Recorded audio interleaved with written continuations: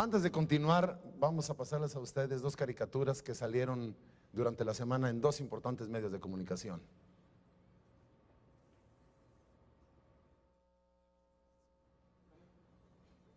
Bueno, ahí está, dice que el gasto corriente donde tiene un poquito más de lonjas es la tenencia vehicular. Estamos dando crédito al medio de comunicación escrito que lo publicó. Es el Sol de San Luis y es Pulso. Bien, vamos a continuar. Señor Aldo, ¿es viable lo que dice Fernando Almazán? ¿Se puede ahorrar en esos rubros? Bueno, es importante hacer el comentario que un presupuesto es precisamente eso, es llevar a cabo una proyección, que muchas veces las proyecciones no llegan a ser del todo tan cual como se vislumbraron o como se proyectaron. Entonces, sí, efectivamente, a veces los cálculos no son los más adecuados.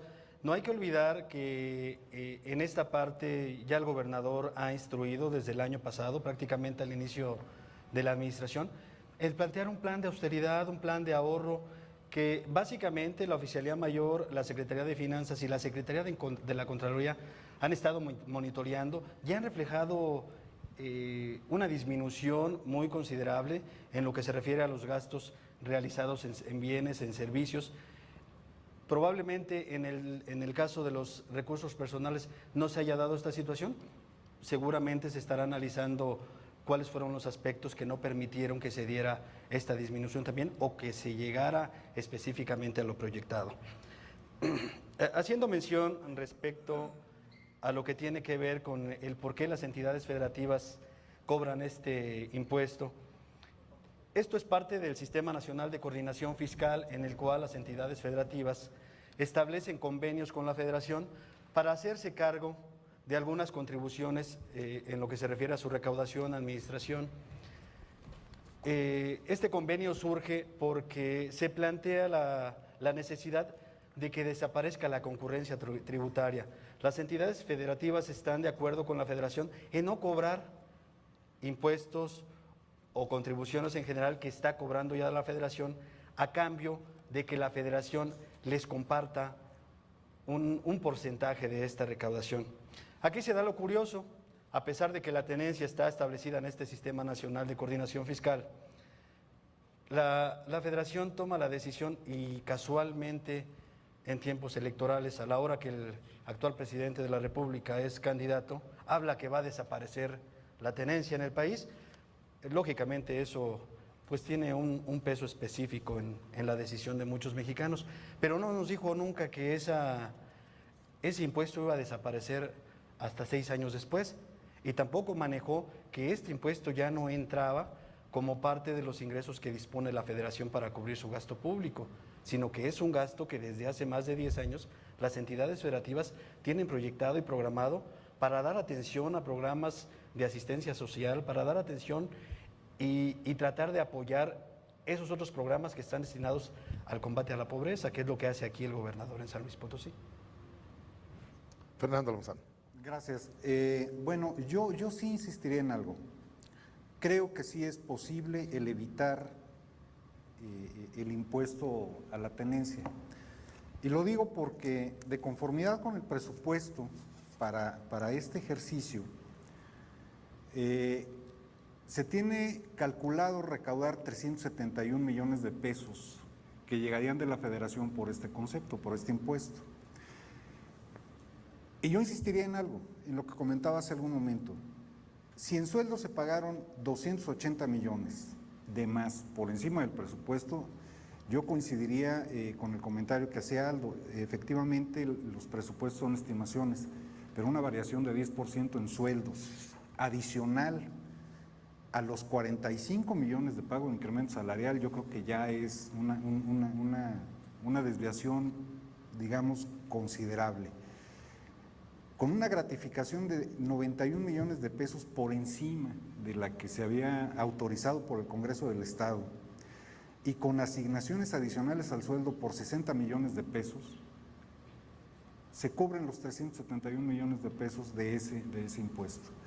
Y adicionalmente yo sí quisiera comentar algo. efectivamente es errática la planificación en el gasto público. Y voy a dar unos ejemplos muy precisos. De conformidad con la cuenta pública del ejercicio 2010, que por aquí tenemos, se había otorgado una inversión en 2010 de 125 millones de pesos autorizada por el Congreso en inversión pública en edificios públicos, y solamente se modificó después a 10 millones y solamente terminaron ejerciéndose 7.700.000 pesos. En agua potable, el Congreso autorizó 218 millones y medio. Se ascendió a 310, pero únicamente se ejercieron 91 millones. En fomento agropecuario se presupuestaron 393 millones. Se modificó posteriormente a 609, pero solamente se ejercieron 216. En fomento a la cultura había 95 millones autorizados, se represupuestó a 108 y solamente erogaron 53. Y en buen gobierno había 1.100.000 pesos, se represupuesta hasta 33 millones y se ejercen 30. Es decir, yo creo que esto sí es una planificación particularmente errática del ejercicio del gasto, y que creo que es muy grave que las reducciones se den precisamente en el renglón de inversión pública, y que sin embargo en el gasto de operación, particularmente en sueldos, en gratificaciones de fin de año, en asignaciones adicionales al sueldo, en informe de gobierno y en algunos otros gastos, sí se presenten esos excedentes, porque aquí hay dos particularidades. Se contraviene la Ley General de Presupuesto, Contabilidad y Gasto, que prohíbe el reducir la inversión pública para favorecer el gasto corriente. Yo creo que sí es una situación muy delicada, pero que sin embargo viene a ratificar mi dicho: es probable, es posible. Yo creo que lo que se requiere es de voluntad política para ejercer efectivamente esos programas de ahorro. Esos sí son programas de ahorro, porque especifican de manera muy nítida cuáles renglones y cuánto en cada uno. Un programa de austeridad que no marque estos parámetros, yo lo veo un poquito flojo. ¿Tienes respuesta? Sí, me permites. Adelante. Creo que son muy interesantes las cifras, los datos que está manejando Fernando, pero bueno, este ejercicio que estamos haciendo está destinado a hablar del impuesto sobre tenencia. Desafortunadamente no traemos elementos para poder confrontar realmente los comparativos que él tiene, que seguramente los hizo de una manera muy concienzuda. Aquí está la cuenta pública del gobierno del Estado. Sí, pero yo no estoy teniendo acceso a poder hacer comparativos y ver si efectivamente esos porcentajes o esas desviaciones aparentemente que se mencionan tengan que ver. Yo quisiera que fuéramos un poquito más enfáticos y que habláramos del impuesto sobre tenencia, los beneficios que ha tenido, lo que ha dado de accionar al gobierno del Estado, que es fundamental lo que tendríamos que estar considerando, ¿no? Dependencias, por ejemplo, el Congreso del Estado, lo que se obtiene del impuesto sobre tenencia pudiera ser el doble de lo que se destina a todo lo que es el Poder Legislativo, que son aspectos que también serían importantes de mencionar si es que se dejara de tener esta captación. Muchas gracias. Sí, perdón, adelante. Nada más otras referencias. El presupuesto asignado aquí a algunas otras dependencias, por ejemplo, Secretaría de Desarrollo Social, son 189 millones de pesos, Secretaría de Desarrollo Agropecuario, 400 millones de pesos.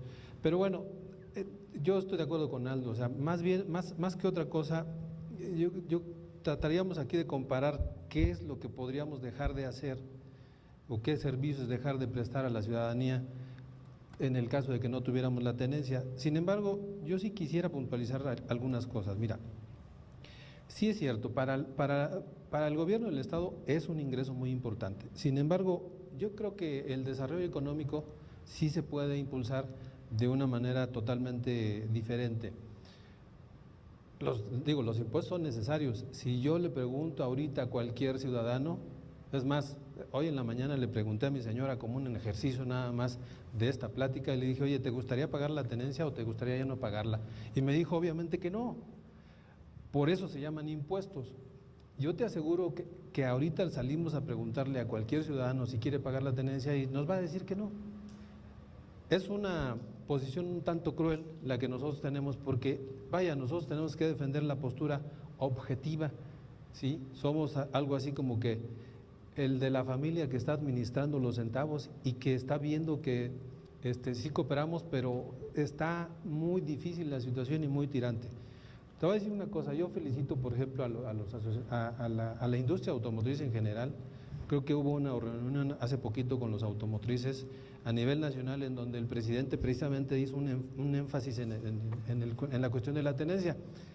Me acuerdo mucho que el presidente de la asociación en ese día dijo: señor presidente, le comento que el estímulo que se hizo a la tenencia, hombre, ayudó, pero realmente no fue lo que se esperaba. ¿Qué quiso decir? En realidad no hay un impacto importante en la economía de la industria automotriz derivada de esa toma de decisión, de ese estímulo que se dio a la tenencia, porque además, en realidad quien está pagando ese ahorro, pues son los automotrices, son las agencias, vía un acreditamiento de los mismos impuestos que se pagan. Entonces, es algo así como un acreditamiento, pero que después se paga. La verdad es que no fue de mucha ayuda. Sin embargo, sí recuerdo que enfáticamente dijo que la industria automotriz ha tenido un auge, pero por las exportaciones. Es decir, por eso la felicitación a la industria automotriz, porque hemos visto que quizás el mercado esté limitado aquí en México, sin embargo estamos viendo que las exportaciones sí crecen de una manera importante y yo creo que eso beneficia mucho al país, trae divisas, en fin, se mejora mucho la industria automotriz, se generan más impuestos precisamente y yo creo que más bien fue por otra vía, por la vía del ingenio, del trabajo, del pensar que no cerrarnos como mercado, sino abrirnos a los mercados exteriores, ¿no? Yo creo que esa parte sí es muy importante comentarla, ¿no? Bien. Vamos a un corte y regresamos.